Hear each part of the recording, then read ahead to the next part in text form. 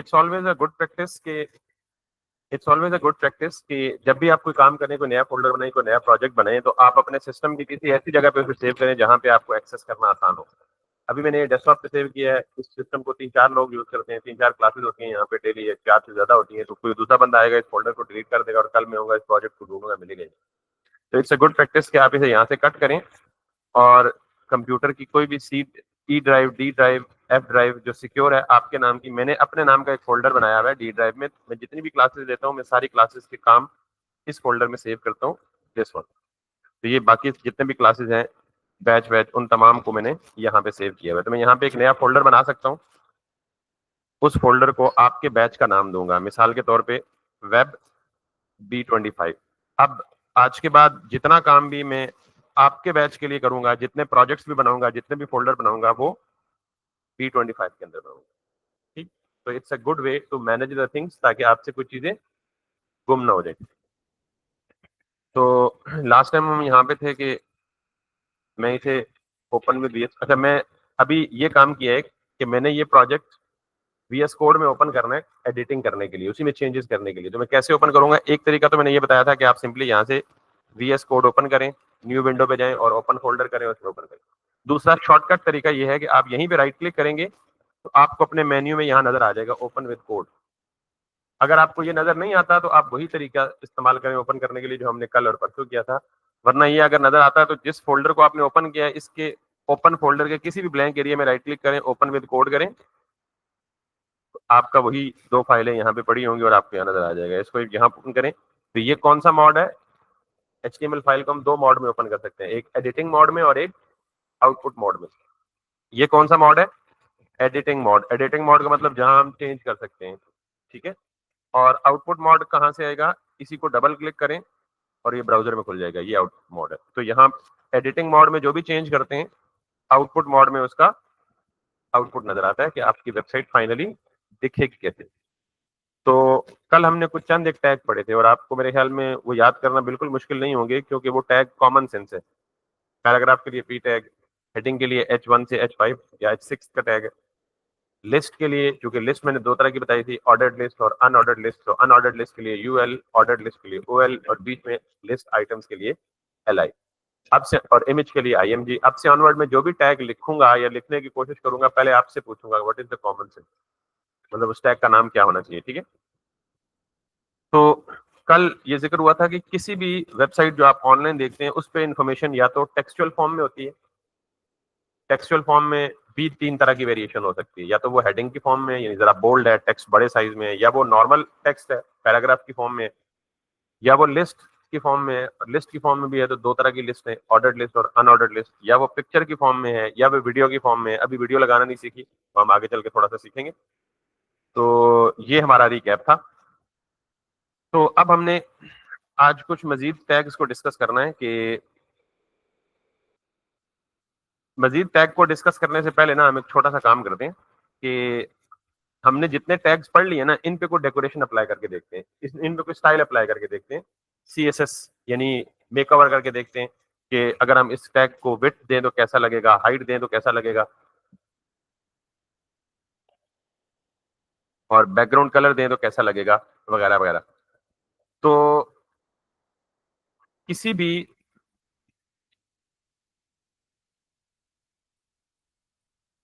यूं समझ लें कि बॉडी के जितने भी चाइल्ड है ना, उन तमाम को मेकअप किया जा सकता है। यूं समझ लें कि हम जितने लोग दुनिया में एग्जिस्ट करते हैं ना, जो बंदा चाहे वो मेकअप कर सकता है। अच्छा, मेकअप जरूरी नहीं है, ऑप्शनल है। जिसको चाहिए वो करे, जिसको नहीं चाहिए वो ना करे। Got it? यानी मेरे कहने का मतलब ये है कि मेरे पास कितने HTML के एलिमेंट्स हैं। अच्छा, मैंने ये जो टैग्स है ना, मैं इनको बाज़ औक़ात एलिमेंट भी बोल दिया करूंगा। यानी H1 एक टैग है तो मैं H1 को एक एलिमेंट भी बोल दूंगा, H2 एक एलिमेंट बोल दूंगा, P एक एलिमेंट बोल दूंगा। तो जब भी मैं कहीं एलिमेंट बोलूं तो आपने समझना है कि ये टैग ही है, नथिंग एल्स, ठीक है। तो यहाँ हमारे पास कितने एलिमेंट्स हैं? H1 है, H2 है, HR है, पैराग्राफ है, इमेज है, UL और LI है। तो अगर मैं चाहूं तो इनमें से किसी एक टैग को CSS अप्लाई करके डेकोर कर सकता हूं, और अगर चाहूं तो सारों को भी कर सकता हूं, ठीक है। अब वो डेकोरेशन अप्लाई कैसे करनी है, ये इंपॉर्टेंट कॉन्सेप्ट है। आपने अभी देखें,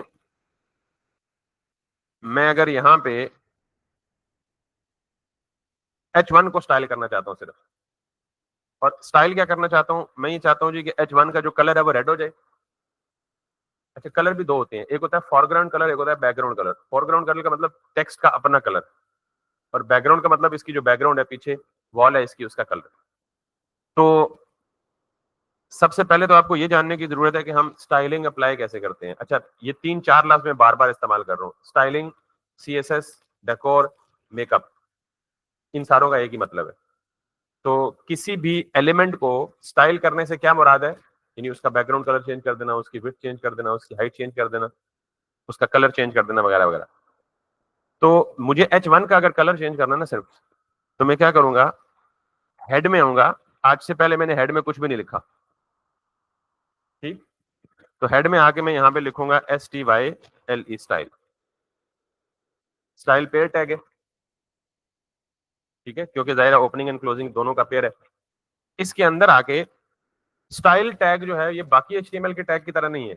स्टाइल का मतलब ही यही है कि आप इसके अंदर क्या देने जा रहे हैं, स्टाइल देने जा रहे हैं, इसके अंदर डेकोरेशन करने जा रहे हैं, इसकी HTML के टैग्स की। तो पहली बुनियादी बात ये समझ लें कि जब भी आप किसी HTML के एलिमेंट को स्टाइल करेंगे, तो स्टाइल करने के लिए कौन सी जगह का इंतखाब करेंगे, हेड टैग के अंदर स्टाइल टैग लिखेंगे और स्टाइल टैग में कुछ स्टाइलिंग करेंगे, ठीक। अब स्टाइलिंग करेंगे कैसे, सबसे पहले तो हम उस टैग का नाम लिखेंगे जिसको हम स्टाइल करना चाहते हैं। तो मैं किसको स्टाइल करना चाहता हूँ, H1 को, तो मैं यहां पे लिखूंगा H1। अच्छा, एक बात याद रखें कि जब आपने स्टाइल का टैग लिख लिया ना, तो स्टाइल के टैग के अंदर फिर फर्दर कोई टैग नहीं लिखेंगे। फर्दर कोई टैग, यानी अभी देखिए मैंने H1 लिखा, इसे एंगल ब्रैकेट में नहीं लिखा। तो टैग का क्या मतलब, टैग क्या होता है, जो एंगल ब्रैकेट में होता है।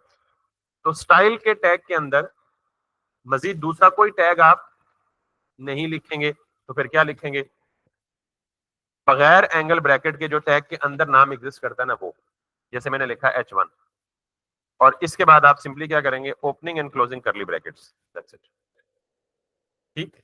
इसका मतलब ये है कि मैं ये H1 स्टाइल के अंदर लिखने का मतलब ये है कि ये स्टाइल पूरे के पूरे बॉडी टैग के अंदर जाएगा, और जहां जहां H1 होगा उसको सेलेक्ट कर लेगा।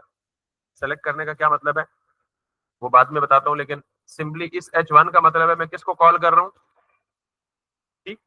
अगर ये 4 दफा H1 होता तो चारों कॉल हो जाते, क्योंकि कल मैंने कहा था कि अगर एक क्लास में 4 बंदे अली नाम के हों, तो आप एक अली को बुलाएंगे, कितने बोलेंगे, चारों बोलेंगे। समझ आई बात।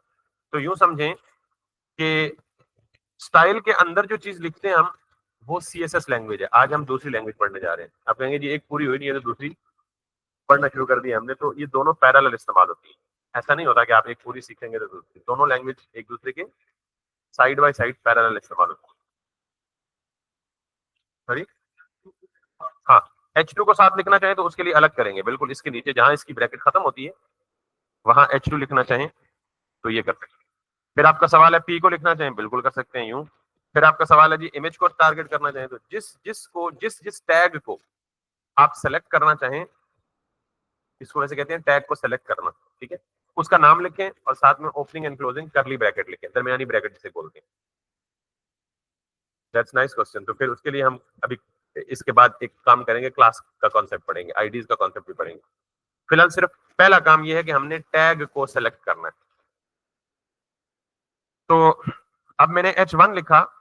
अब इस एंगल ब्रैकेट के अंदर आप जो कुछ भी लिखेंगे ना, वो स्टाइल अप्लाई हो जाएगा किस पे, H1 पे। मिसाल के तौर पे मैं यहां पे लिखता हूं जी कलर, और इसे बोल देता हूं red, simple.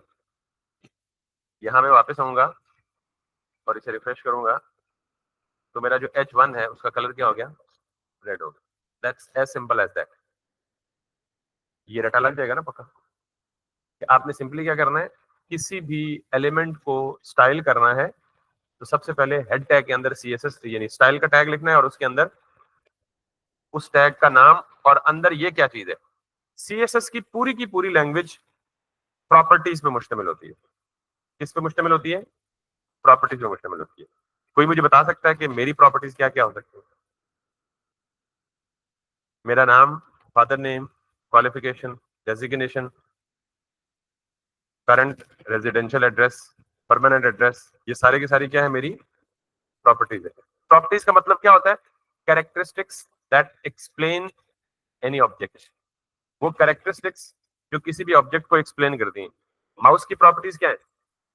Colour, width, height, weight, cable length, company, brand, number of buttons, ये सारी की सारी क्या है इसकी तो प्रॉपर्टीज क्या हुई? वो कैरेक्टरिस्टिक्स जिनकी मदद से मैं इस ऑब्जेक्ट को क्या कर रहा हूँ? एक्सप्लेन कर रहा हूँ। अब प्रॉपर्टीज दो चीजों से मिलकर बनती है। मैं कहूँ जी कलर इसका क्या है? कौन सा कलर है इसका? ब्लैक। ठीक, शक है कोई? ब्लैक में शक है कोई? फिर बोल दो ना, परेशान क्यों हो गए यार? ब्लैक कलर ऐसे ही होता है आजकल, कम से कम ऐसे ही होता है। तो दो चीजें मैंने बोली हैं, कलर, ब्लैक। कलर प्रॉपर्टी का नाम है और ब्लैक उस प्रॉपर्टी की वैल्यू है। तो प्रॉपर्टी कितनी चीजों में मुश्तमिल होती है? दो चीजों में मुश्तमिल होती है, एक प्रॉपर्टी नेम और दूसरा प्रॉपर्टी वैल्यू। यहां मैंने लिखा है कलर और आगे क्या दिया? रेड। तो ये क्या है? प्रॉपर्टी का नाम। ये क्या है? प्रॉपर्टी की। तो जब भी मैं कहूँ सीएसएस प्रॉपर्टी, तो आप कहें सीएसएस प्रॉपर्टी मुश्तमिल होती है property name property value pair पे। ठीक, अच्छा मैं आपको कहूँ जी कि मेरी प्रॉपर्टीज बताएं, तो मेरा नाम यासिर है, तो प्रॉपर्टी प्रॉपर्टी का नाम क्या है? नेम, और वैल्यू क्या है? यासिर। मेरी क्वालिफिकेशन मास्टर्स है, तो प्रॉपर्टी नेम क्या है? क्वालिफिकेशन, और प्रॉपर्टी की वैल्यू क्या है? मास्टर्स। ठीक है, मेरा एड्रेस रावलपिंडी है, तो प्रॉपर्टी का नेम क्या है? एड्रेस। प्रॉपर्टी की वैल्यू क्या है? रावलपिंडी। बात समझ आ गई है? तो किसी भी चीज को एक्सप्लेन करने के लिए हम क्या इस्तेमाल करते हैं? प्रॉपर्टीज। और प्रॉपर्टीज क्या होती है? Basically characteristics that are required to explain that particular thing. अब आप, जैसे मैंने किसी भी चीज का कहना, अब आप टैग्स को अज्यूम करेंगे। किसी भी टैग को एक्सप्लेन करने के लिए या उसे डेकोर करने के लिए किस चीज का इस्तेमाल होता है? प्रॉपर्टीज। अच्छा, प्रॉपर्टीज इतनी सिंपल है कि आपको एक प्रॉपर्टी भी याद करने की जरूरत नहीं है। आप सिंपली यहाँ पहला लेटर लिखेंगे ना, मिसाल के तौर पर मुझे अब H1 का बैकग्राउंड कलर चेंज करना है, मैं लिखूंगा BAC, उसने खुद ही सजेशन में दे दी है बैकग्राउंड कलर। ठीक, आप सिंपली ये जो पहली सजेशन है ये इसको ओके कर दें, और फिर वैल्यू बता रहा है कि ये कलर के नेम्स है पॉसिबल। आप वो इतनी तकलीफ भी नहीं करने देता, वो कहता है मैं सारा कुछ दे दूंगा, आप सिर्फ जहमत करें हाथ हिलाने की। तो यहाँ पे आप इसको लेट सपोज ब्लू कर ले, कंट्रोल एस से सेव। तो अब ये देखिएगा इसका कलर रेड है और इसका बैकग्राउंड कलर ब्लू हो चुका है। समझ आ गई बात? तो ये प्रॉपर्टी। अच्छा, अब मैं इसको कहूँ, ये देखें इसकी विड्थ जो है वो पूरी स्क्रीन पे फैली हुई है। I don't want it to be like that. तो मैं क्या कहूंगा? विड्थ को कम करना है, तो प्रॉपर्टी नेम क्या होना चाहिए? प्रॉपर्टी नेम क्या होना चाहिए? विड्थ। अल्लाह दी कसम में विड्थ होएगा। मतलब शर्माते क्यों है यार, बोले ना। यहाँ पे विड्थ लिखें, तो विड्थ में कितनी देना चाहता हूँ? फॉर एग्जांपल 200 पिक्सल, जितनी आपका दिल करे। अभी ये पिक्सल्स क्या है ये मैं थोड़ी देर बाद बताता हूँ। जब भी आप विड्थ देते हैं ना, तो विड्थ या हाइट का जो यूनिट होता है ना स्क्रीन पे, वो पिक्सल्स में होता है। Pixels is a small tiny dot on the screen. तो इसकी एक्सप्लेनेशन में बाद में जाऊंगा, लेकिन फिलहाल ये समझ लें कि पिक्सल एक यूनिट है जो विड्थ और हाइट स्पेसिफाई करने के लिए इस्तेमाल होता है। यहाँ तक समझ आ गई बात? तो अगर मैं इसे 300 पिक्सल कर दूं, तो हाइट के लिए क्या प्रॉपर्टी होनी चाहिए? हाइट। शुक्र है। ठीक है, बुलवाना आपका पहला मकसद है मेरा। अगर आपको नहीं भी पता ना, तो आप पहले दो लेटर लिखेंगे, एक लेटर लिखेंगे। अगर वो प्रॉपर्टी एग्जिस्ट करती हुई तो वो हिंट में आ जाएगी, न एग्जिस्ट करती हुई तो हिंट में नहीं आएगी। ठीक है, हाइट में इसे देता हूं for example 300 pixels. Got it? अब VS कोड ने, यानी विजुअल स्टूडियो कोड ने ये फैसिलिटी भी आपको दी है कि यार बच्चे हैं बेचारे, मासूम है, नए नए, कंफ्यूज ना हो। आपको कलर के नेम्स नहीं याद बहुत सारे, मुझे खुद गिने चुने 5-6 कलर के नेम्स आते हैं आज तक। तो जब आप रेड कलर लिखते हैं ना, या कोई भी कलर लिखते हैं, तो उस पर हॉवर करते हैं, यानी हॉवर करने का मतलब माउस ऊपर लेके जाते हैं, तो ये कलर पैलेट ओपन हो जाता है, ये कलर चूजर ओपन हो जाता है। यहाँ से आप जो मर्जी कलर चूज कर लें, यहाँ से ये हैंडल ऊपर नीचे करके इसकी वेरिएशन भी कर लें ये। ठीक है, ये कलर आ गया। अब आप पूछेंगे जी ये तो उसने कोई अजीब सी, ये देखें इसका कलर अपना चेंज हो गया, ब्लू पे ज्यादा प्रोमिनेंट विजिबल नहीं है, हम ये कर देते हैं। ठीक है, ठीक है। अब आप पूछेंगे जी ये क्या है? RGB 198 198 12। फिजिक्स किसने किसने पढ़ी है मैट्रिक में, एटलीस्ट इंटर में? आपने फिजिक्स पढ़ी है ना, इम्तिहान आने वाला है आपका, आपने फिजिक्स पढ़ी है, आपने फिजिक्स पढ़ी है ना, मैट्रिक तक तो कम से पढ़ी है, और आपने भी पढ़ी है। और अगर जिसने फिजिक्स नहीं पढ़ी ना, जनरल साइंस में पढ़ी है ना 7वीं 8वीं में, तो ये उसका सवाल है। दुनिया के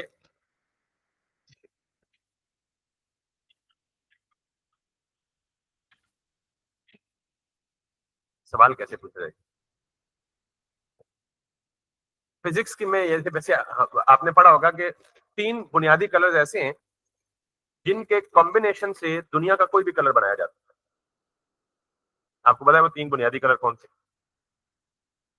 हमने मसला ये है कि फिजिक्स पढ़ते हैं ग्रेड लेने के लिए, 75 में से 75 नंबर आ जाए, एप्लीकेशन क्या है किस चीज की कोई पता नहीं, अल्लाह लगा है।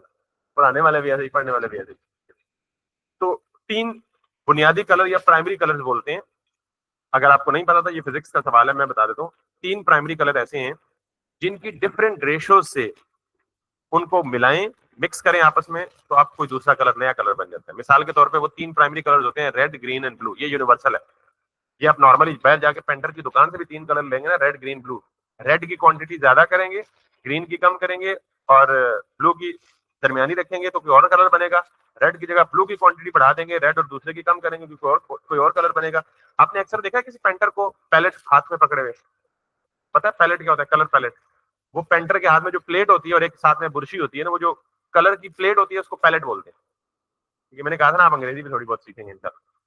तो उस पैलेट के अंदर आपने अगर कभी गौर से देखा हो या नहीं देखा हो, तो आज जाके वो वाटर कलर लीजिएगा ना, उसके साथ बुरशी है, और उस पैलेट के अंदर एक खाना खाली होता है जो कलर मिक्सर के लिए होता है। तो क्या करते हैं, बुरशी से पानी फेंकेंगे ना सारे कलर में, तो एक कलर से थोड़ा सा उठा के उसमें डालते हैं, दूसरा भी उठा के उसमें डालते हैं, तीसरा भी उठा के डालते हैं, उसको बोलते हैं, तो 3 कलर को मिला के कोई नया कलर बन जाता है। तो खैर ये फिलॉसफी है कि दुनिया में ये 3 कलर्स प्राइमरी होते हैं, रेड ग्रीन एंड ब्लू, और ये हमेशा रेड ग्रीन ब्लू। तो ये जो RGB है ना, यानी कलर या बैकग्राउंड कलर देने के लिए, एक तरीका तो यह है कि आप कलर का स्ट्रेट अवे नाम लिख दें। दूसरा तरीका यह है कि कलर का नाम लिखने के बजाय आप क्या लिखें, RGB। RGB का मतलब पहले R से रेड, दूसरे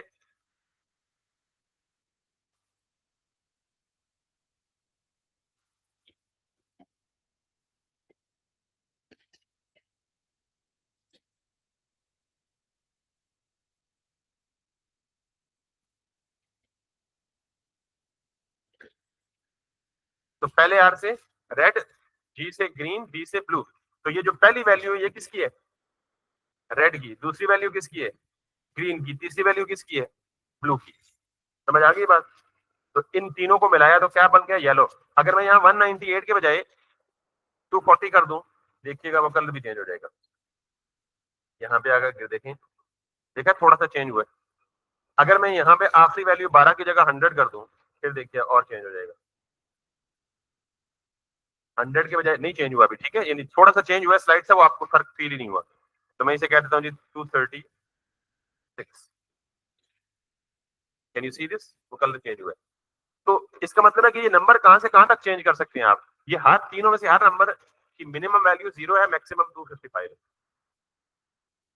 यानी रेड कलर की वैल्यू मिनिमम कितनी दे सकते हैं? 0। मैक्सिमम कितनी दे सकते हैं? 255। इसी तरह ये भी 0 से 255 के दरमियान, इसी तरह ये भी 0 से। तो ये कॉम्बिनेशन दुनिया का कोई भी कलर अचीव करने के लिए इस्तेमाल होता है, ठीक है। तो RGB कहीं भी आप देखें तो इसका मतलब फिजिक्स है, इसका मतलब CSS नहीं, ठीक है ना।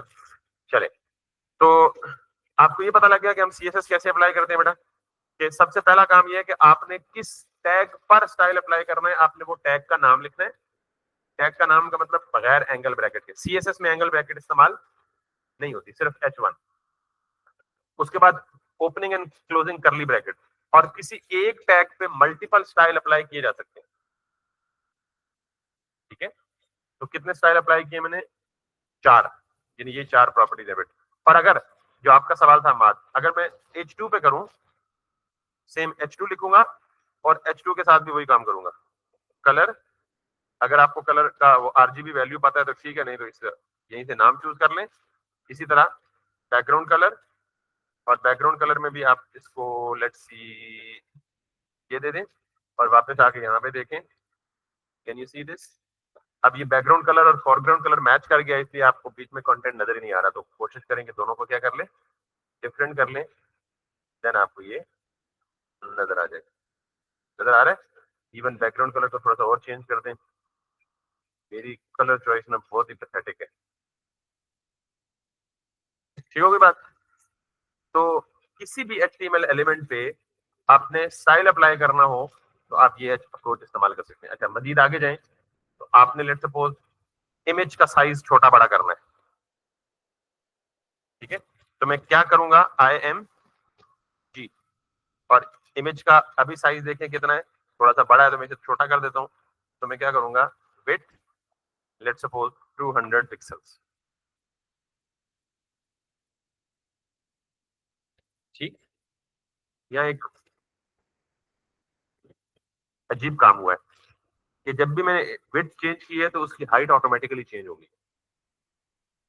इमेज के केस में हमेशा आप देखेंगे कि जब भी आप इमेज की विड्थ चेंज करेंगे उसकी हाइट ऑटोमेटिकली चेंज होगी। इसे हम कहते हैं प्रोपोर्शनल इंक्रीज एंड डिक्रीज, जिसको हम थोड़ा सा बाद में डिस्कस करेंगे, क्योंकि आज हमने जो RGB डिस्कस किया ना, ये भी फिजिक्स है, प्रोपोर्शन क्या होती है। तो एक फिजिक्स एक दिन में काफी है, ठीक है? तो इतना याद रखिएगा कि जब इमेज की विड्थ को बढ़ाएंगे या घटाएंगे तो वो साथ प्रोपोर्शनली उसकी हाइट को भी घटाए या बढ़ाएगा। डायरेक्ट प्रोपोर्शन और इनवर्स प्रोपोर्शन का पता ना आपको?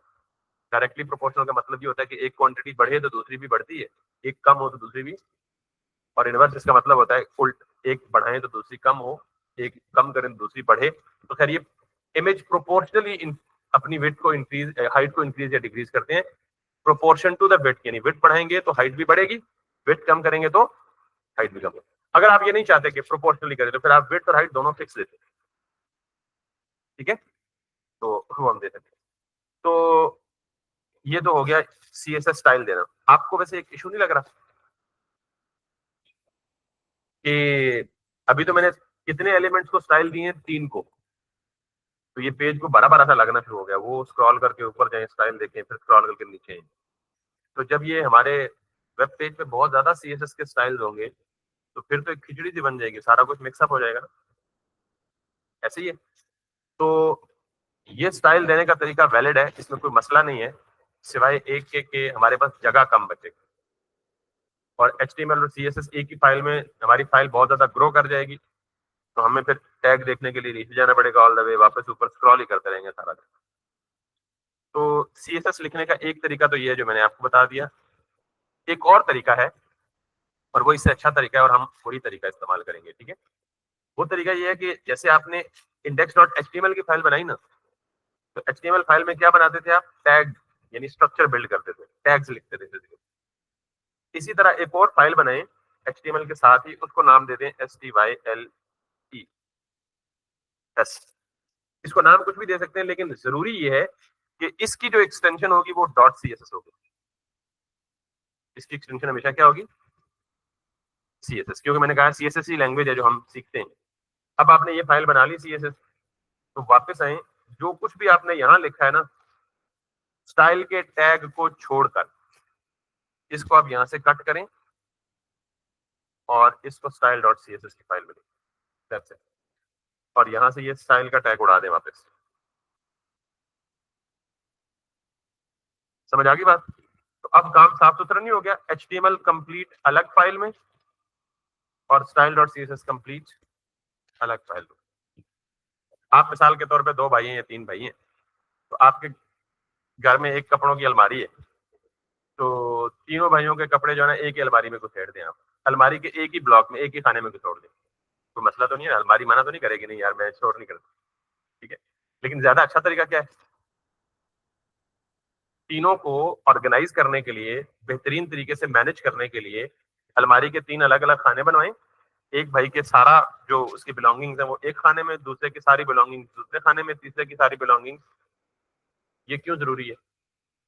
मतलब काम तो पहले भी हो रहा था ना, सारे उसी में जाके घुसेड़ दे तो स्टोर तो हो जाने, लेकिन प्रॉपर मैनेजमेंट और प्रॉपर उसकी कह लें सफाई, तो ये काम यहाँ हो रहा है कि CSS को मैंने HTML के अंदर लिखा तो उसने एतराज तो नहीं किया ना, अप्लाई तो हो रहा था, लेकिन ये सारा गन मच जाता है एक ही जगह पे, सारा कुछ एक ही जगह पे घुसेड़ने वाली बात होती है। तो मैंने क्या किया, मैंने CSS को उठा के अलग फाइल में रख लिया और HTML को अलग फाइल में रख दिया। तो अब जब भी CSS में चेंज करनी होगी इस फाइल में आएंगे, HTML में चेंज करनी होगी इस फाइल में।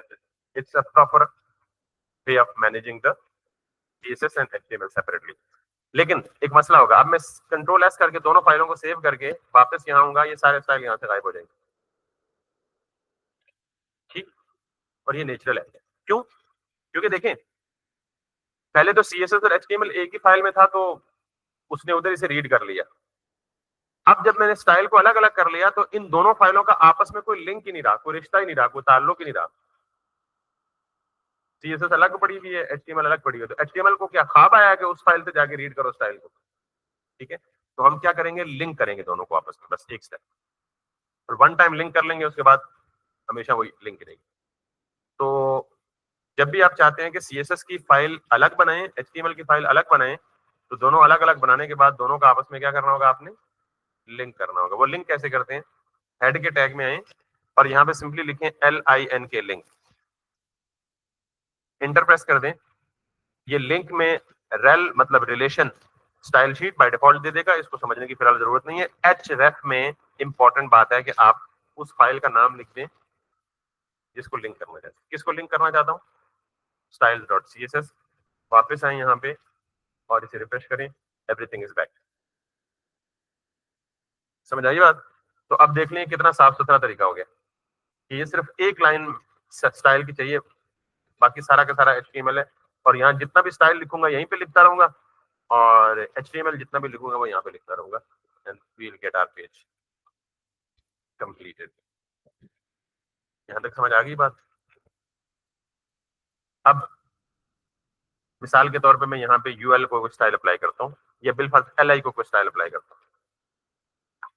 अब आप एक मसला देखेंगे और मुझे आप बताएंगे कि वो मसला क्या है। मैंने LI को कलर दिया ऑरेंज, ठीक, वापस आया, ये LI है ना, तो मैंने कलर ऑरेंज दिया, तो उसने सारे LI को ऑरेंज कर, 4 LI। मतलब समझ आया कि मैं एक को करना चाहता हूँ तो क्या करूँ। ये मसला यहाँ भी हो सकता है कि यहाँ देखें मैंने, किधर गया H1, ये H1 है ना, अगर मैं यहाँ नीचे एक और H1 लिख दूं सबसे एंड पे, और इसमें लिख दूं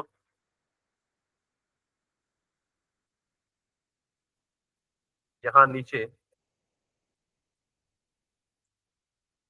ये क्या मतलब हुआ? इस पे तो मैंने स्टाइल अप्लाई नहीं किया, इस पे स्टाइल अप्लाई नहीं किया ना। तो ये मसला क्यों आ रहा है पता है? क्योंकि मैंने स्टाइल में क्या लिखा है कि H1 को जाके टारगेट करो, ये जाके H1 ढूंढेगा, तो इसे कहाँ H1 मिलेगा, यहाँ भी इसे H1 मिलेगा, यहाँ भी इसे H1 मिलेगा। तो ये पूरे पेज पे अगर 10 दफा भी H1 होगा ना, तो 10 के 10 दफा वो सेम स्टाइल अप्लाई कर देगा। हालांकि मैं तो ये चाहता ही नहीं। इशू समझ आया? ये देखिए, मैं सपोज ये चाहता हूँ कि मैं सिर्फ इस LI का कलर चेंज करूँ, इस हेडिंग को फिलहाल छोड़ दे, मैं चाहता हूँ सिर्फ ऑनियन का कलर चेंज करूँ।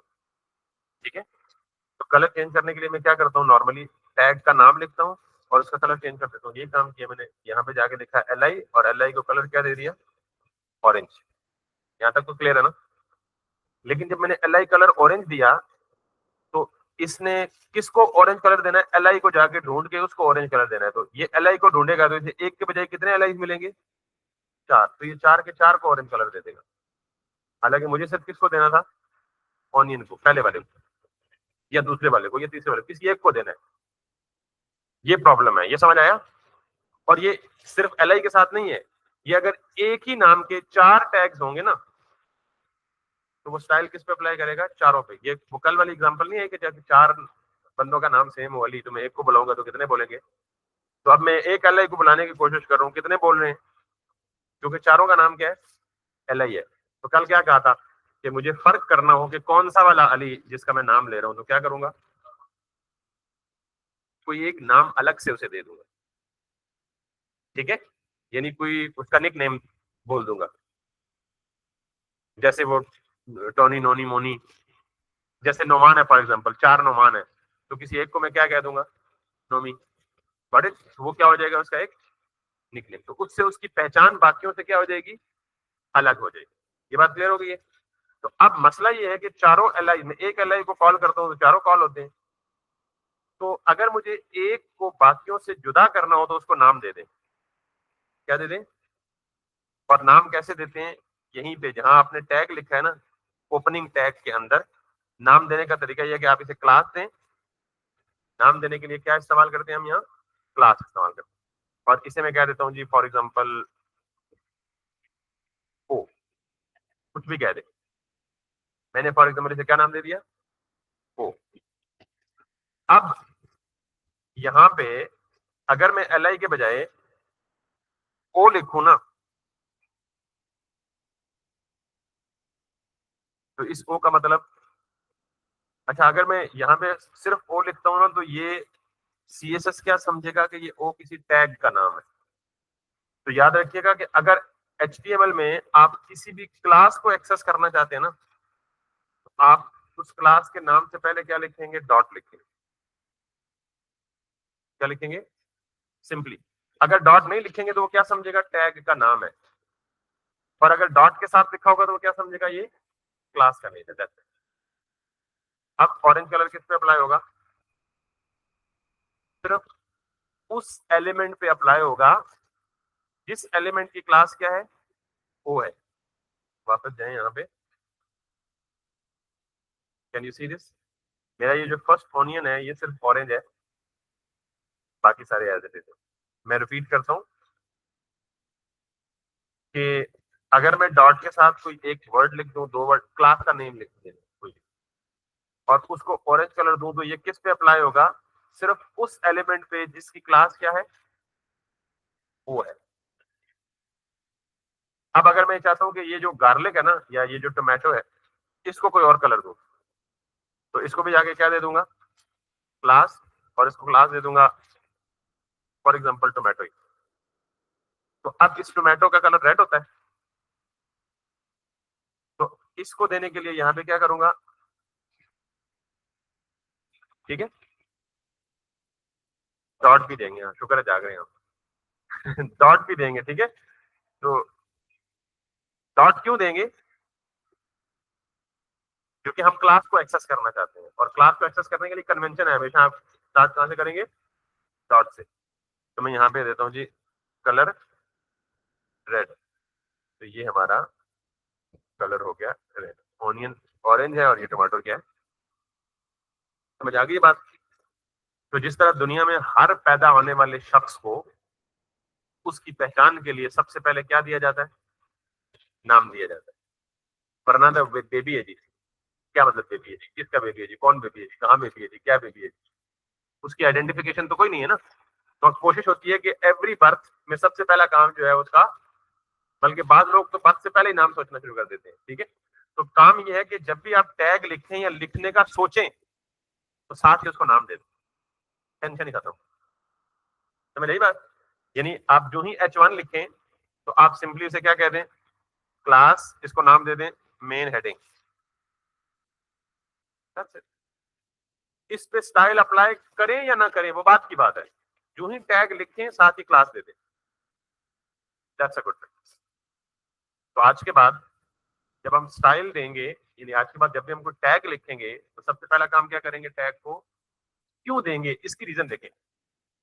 देखिए, अगर बिल पर एक मोहल्ले में इत्तेफाक से 4 बेबी या 5 बेबीज की बर्थ हुई है, ठीक है। तो अगर आपको कोई आके मोहल्ले की आंटी बताए जी कि वो फलां का बेबी हुआ है, तो आप क्या समझेंगे किस किस घर में बेबी हुआ है, बगैर नाम के?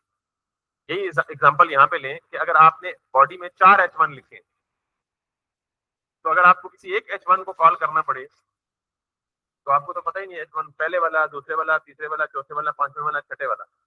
तो असल पहचान कहाँ से होगी? उसकी क्लास के नेम से। तो ये बात समझ आ गई है कि जब भी कोई टैग लिखते हैं उसको क्लास देते थे। अब इसी तरह इसको क्लास दे दें, क्लास सब। अच्छा, आप नाम देंगे कैसे? आपके जहन में नाम कैसे आएंगे? तो ये आहिस्ता आहिस्ता आप लर्न करेंगे, बट फॉर नाउ आपकी जहन में आता है ना अच्छा सा नाम, वो आप इसको दे दें। अब प्लीज फॉर गॉड, ये चौधरी साहब, मलिक साहब, खान साहब, हाजी साहब, हाफिज साहब, कारी साहब, ये देने से अवॉइड कर दें। पीर साहब, ये देने से अवॉइड करना है। कोई मीनिंगफुल नेम दे दें। जैसे मैंने क्या मीनिंगफुल नेम दिए, मेन हेडिंग, यानी सबसे ऊपर जो हेडिंग होती है उसे मेन हेडिंग। तो अक्सर बच्चे स्टूडेंट ये इसलिए कह रहे होंगे, टास्क चेक करवाते हैं तो लिखा होता है जी देव का प्राइमरी नेम, ऊपर लिखा होता है जी यासिर, नीचे लिखा होता है जी यासिर इनर, नीचे लिखा होता है जी अली, नीचे। तो ये नेम नहीं देने, ठीक है, समझ आ गई बात। तो एक तो हर टैग का क्लास का नेम देना है, और दूसरा आज के बाद यहाँ पे कोशिश करें कि आप जब स्टाइल दें तो टैग के नेम से ना दें, बल्कि किस नाम से दें, क्लास से। ठीक होगी बात। यहाँ तक मसला सीएसएस कैसे लिखना है, और सीएसएस लिखने के दो तरीके हैं। एक तो हेड टैग के अंदर स्टाइल लिखें और उधर लिख दें, लेकिन वो रिकमेंडेड नहीं है। उसकी वजह यह है कि वो स्टाइल बहुत ज्यादा ग्रो कर जाएंगे और बाद में आपके लिए मैनेज करना मुश्किल हो जाएगा। ये वही अलमारी वाली एग्जाम्पल, सारा कुछ आप एक ही जगह पर। दूसरा बेस्ट तरीका क्या है कि आप एक सेपरेट फाइल बनाएं स्टाइल की, और सीएसएस से रिलेटेड जितना काम है वो अलग करें, और जो एचटीएमएल से रिलेटेड जितना काम है वो अलग करें। दोनों को फिर आपस में लिंक करना है, लिंक के टैग के थ्रू जो हेड में रखना है आपने, और उसके बाद you are good to go. आखिरी इंपॉर्टेंट चीज कि जब भी आप किसी एक पर्टिकुलर टैग को स्टाइल दें तो किसके जरिए दें, क्लास नेम के जरिए। और क्लास को टारगेट किससे करना है, डॉट से करना है। और डॉट को कहते हैं क्लास नेम सेलेक्टर। डॉट को क्या कहते हैं, क्लास नेम सेलेक्टर, क्योंकि डॉट क्लास को सेलेक्ट करने के लिए इस्तेमाल होता है। That's why it is called as a class name selector. एक ही जगह टैग, ओपनिंग टैग में इमेज अनपेयर टैग है ना, तो अनपेयर टैग का ओपनिंग टैग तो है ना, क्लोजिंग नहीं है, तो क्या हुआ, यहाँ पे दे दे क्लास। फॉर एग्जांपल मैं इसे आई एम कह देता हूँ, आई एम ही कह देता हूँ। और अब यहाँ पे टैग नेम के बजाय इसको, क्योंकि अब टैग का नाम, अच्छा टैग का नाम और क्लास का नाम सेम हो सकता है, तो कोई मसला नहीं। ठीक है, तो same style are getting applied. ठीक है, अगर मैं यहाँ पे इसको लेट सपोज 500 दे दूं, और ये क्लास से स्टाइल उठाएगा, जस्ट टेकिंग इट अप। समझ आ गई बात। तो सीएसएस स्टाइलिंग कैसे अप्लाई करते हैं, और अब आपको थोड़ा सा लग रहा होगा कि हाँ यार ये इतनी खुश चीज नहीं है, थोड़े से कलर कलर दे के हम फूल फुल बूटियां बना के तो इसको डेकोरेट कर सकते हैं, अच्छा से बना सकते हैं। अभी हम ये सीएसएस की स्टाइलिंग को अप्लाई करके किस लेवल के डिजाइन को बनाएंगे या अचीव करेंगे। जो भी आप वेबसाइट ऑनलाइन देखते हैं, जैसे फॉर एग्जाम्पल ये ज़मीन.com है, तो इसमें कितने नाइस तरीके से इमेजेस की फॉर्मेशन, इमेज की प्लेसमेंट, हेडिंग की प्लेसमेंट, पैराग्राफ की प्लेसमेंट, लिस्ट, ऑर्डर लिस्ट और अनऑर्डर लिस्ट की प्लेसमेंट, और ये सारी प्लेसमेंट कैसे अच्छे तरीके से बनी, इस तरह की चीजों को हमने बनाना है। और ये सारा काम किससे होगा, एसएस और एचटीएमएल के कॉम्बिनेशन से होगा। यहाँ तक कोई सवाल है तो पूछ लें।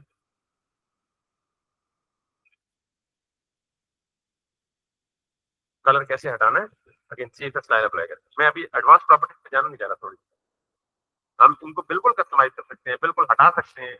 हम आप अगला सवाल ये हो सकता है कि हम 1 2 3 नहीं चाहिए, हमें एबीसी चाहिए, हमें रोमन काउंटिंग चाहिए। वो रोमन पता है ना, जो आई और 2 आई और 3 आई और तरह। आपको कोई इमेज चाहिए, बोले कल मैंने आपको दिखाया था इमेज कैसे, फॉर एग्जांपल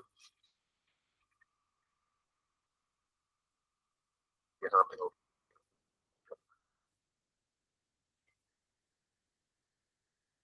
तो ये सारी चीजें हम कस्टमाइज करेंगे इंशाल्लाह, बट सारी चीजें हम स्टार्ट में बता के ना, I don't want to everybody let's pick up something.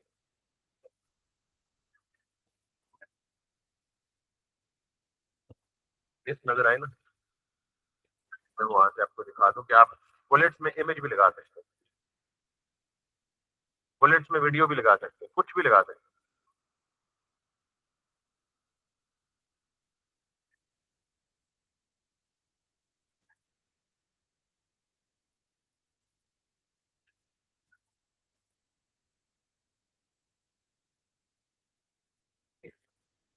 बस किस तरीके से जब बंदा कुछ चीज ढूंढ रहा, हाँ ये this one, can you see this, इस लिस्ट के पीछे क्या लगा हुआ है, आइकन।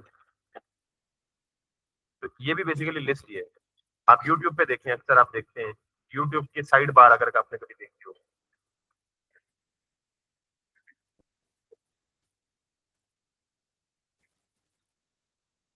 ये भी बेसिकली क्या है, ये देख रहे हैं यहाँ पे क्या लगा हुआ है, इमेज, यहाँ पे क्या लगा हुआ है, ये भी लिस्ट है ना, अनऑर्डर्ड लिस्ट है। शुरू में क्या लगा हुआ है, आइकन, इधर भी क्या लगे हुए आइकन, तो इसमें हमने कॉम्प्रिहेंसिव से काम करना है। क्लियर है जी यहाँ तक? स्टाइल्स कैसे अप्लाई करते हैं और क्लासेस कैसे देते हैं, अगर क्लियर है तो यहाँ तक हमें ओके है, तो प्रैक्टिस करें अच्छे से। कल हम एक बहुत इंपॉर्टेंट कॉन्सेप्ट का जिक्र करेंगे कि ये सारी चीजें ऊपर नीचे क्यों आ रही है, एक दूसरे के आमने सामने। ठीक, और कल आज का ये कॉन्सेप्ट बहुत अच्छे से क्लियर होगा, तो इंशाल्लाह कल हम बहुत अच्छे से इन पोजिशन में होंगे जो उस चीज को समझ पाएंगे। कल फिर आपको एक टास्क मिलेगा, पहला टास्क। हमारी कोशिश ये होती है कि हम ये आपको पता है पहले से गालिबन कि हम हफ्ते में 4 क्लास होती है, 5 डेज 4 डेज, और अगले 3 दिन आपने वो जो